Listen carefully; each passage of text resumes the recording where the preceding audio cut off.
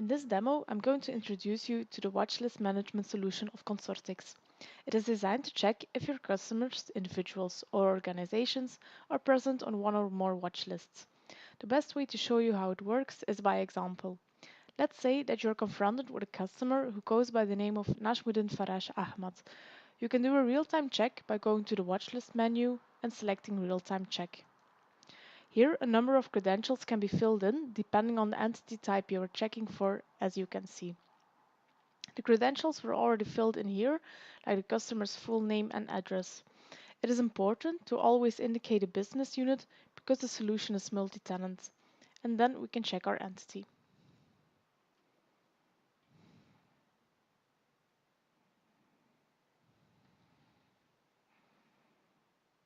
When a match is found, the corresponding alerts are shown down here together with an alert score. This alert score is calculated based on how good the filled-in credentials match the entity that is on the watch list. For example, when writing Najmuddin with a single D, we should get a different alert score.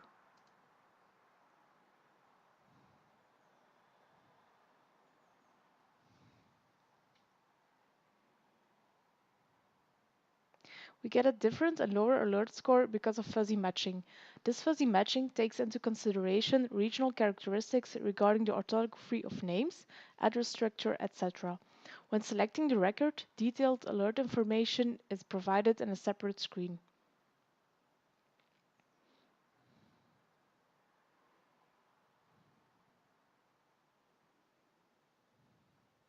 And you can go back by clicking the arrow button at the top of the screen.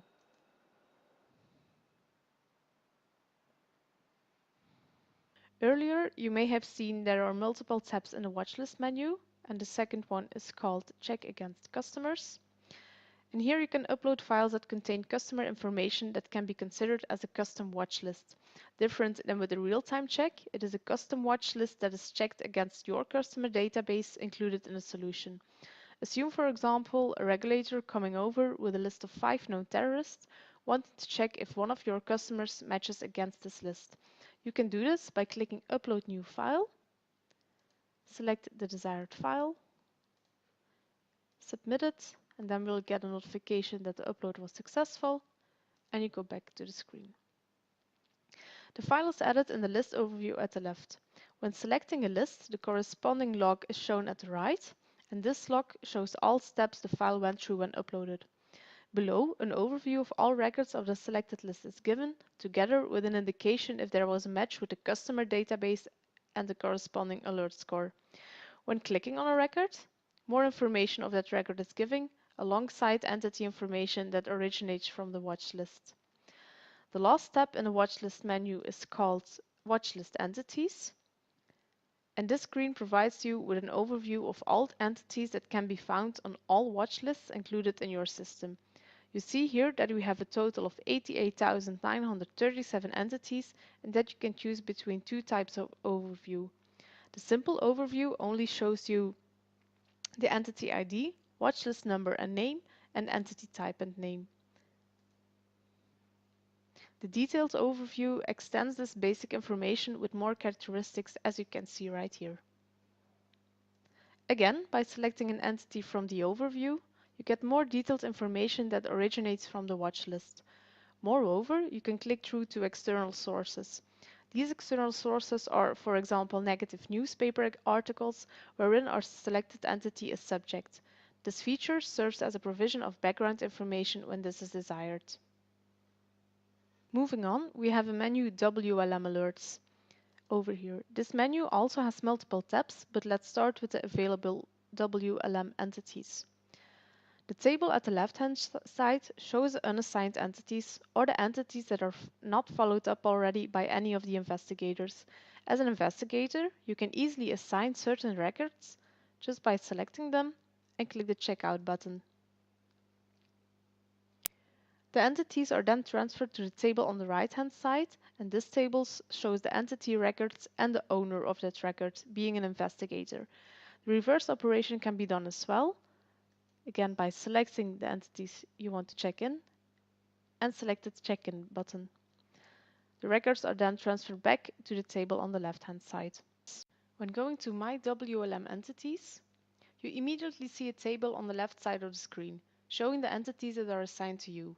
When selecting a record, more detailed information about that record is provided on the remainder of the screen, like customer information and information of the hits for that customer. Down below, you can also close or suppress a selected record. Simply tick the box next to the alert ID and select the close reason if you want to close a record,